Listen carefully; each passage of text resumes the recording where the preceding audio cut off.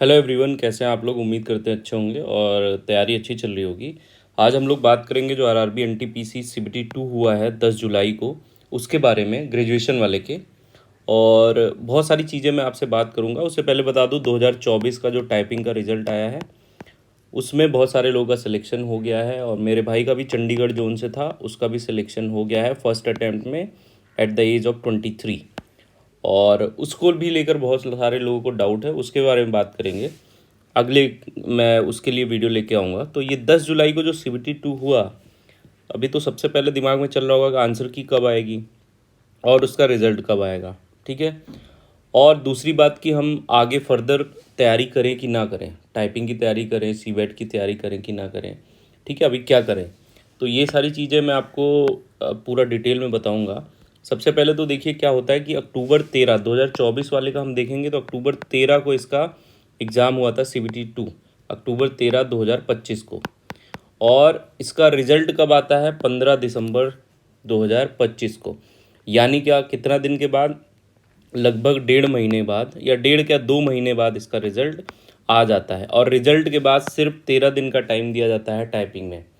तो इस चीज़ को बड़े अच्छे से आपको देख लेना है कि रिज़ल्ट और टाइपिंग की, हाँ, हालांकि ये टाइपिंग रीशेड्यूल हुई थी क्योंकि टाइपिंग में गलतियाँ थीं, तो वो फरवरी के बाद में बहुत ज़्यादा टाइम दे दिया गया। लेकिन हर बार ऐसा नहीं होता है कि फिर इस बार टाइपिंग में गलती होगी। तो आप ये समझ लीजिए कि आपका आंसर की हो सकता है आज भी आ जाए, नहीं तो कल परसों तक तो हर हालत में आ जाएगी। तो रिजल्ट आने के आपको पिछली साल इतना टाइम दिया था, तो हो सकता है इस बार रिजल्ट, ये कम बच्चे हैं तो 1.5 मंथ्स में ही दे दें। तो इस चीज़ को आप अपने दिमाग में थोड़ा सा लेके चलिएगा। बाकी आपके हिसाब से टाइपिंग करना है कि नहीं करना है, ठीक है। तो CBT 2 जो है ये हुआ था 2024 वाला। अब आपका 10 जुलाई 2026 को हुआ है, तो मैं मानता हूँ कि आपका लगभग जुलाई अगस्त सितंबर मिड तक, या मतलब 1.5 महीने मान लो कि रिजल्ट आ जाएगा, ठीक है। उसके हिसाब से, उसी हिसाब से आप अपनी टाइपिंग की प्रैक्टिस करिए। अब देखो, जो मैं, मेरे हिसाब से, जो मैं हमेशा जो भी चीज़ें बताने की कोशिश करता हूँ आपको जेन्यून बताने की कोशिश करता हूँ।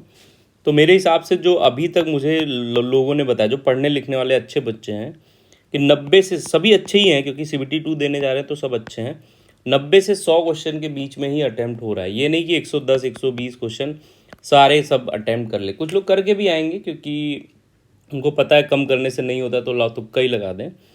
लेकिन जो रियलिटी है, आपने एग्ज़ाम देखा, जैसे मैं चंडीगढ़ जोन की बात करता हूँ, यहाँ टाइपिंग की पोस्टें अच्छी थी। फाइनल कट ऑफ 77 के करीब गया है टाइपिंग वाले JAA का, या 79 मान लो।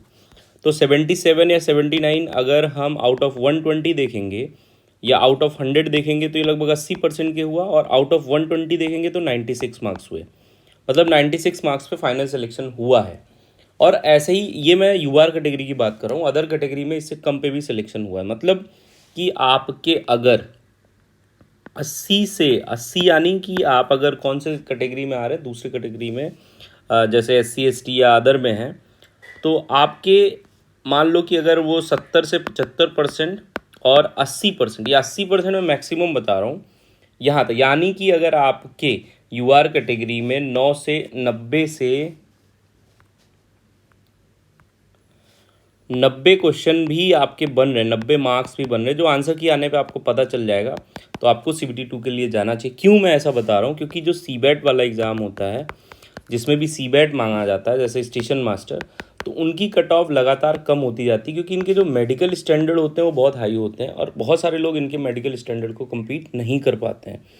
तो एज ऑफ नाउ कि अगर आपके, अगर मान लो भी भाई आपके लग रहा है कि 95+ हैं, तो आप तो एकदम जी जान लगा दो।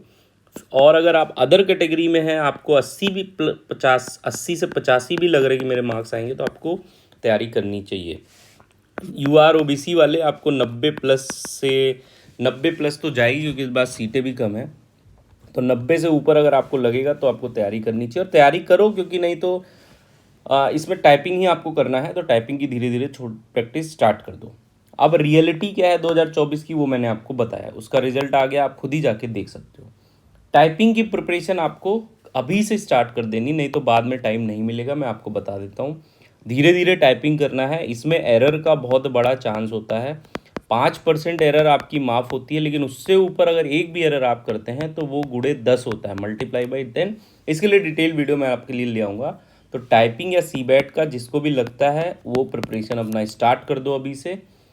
और नहीं तो आप आंसर की का भी वेट कर सकते हैं, तो आंसर की का वेट करके आप प्रिपरेशन स्टार्ट कर दो। कोई भी दिक्कत आती है तो आप टेलीग्राम पे या इंस्टाग्राम पे मुझसे जुड़ सकते हैं। बाकी पढ़ते रहिए। All the best.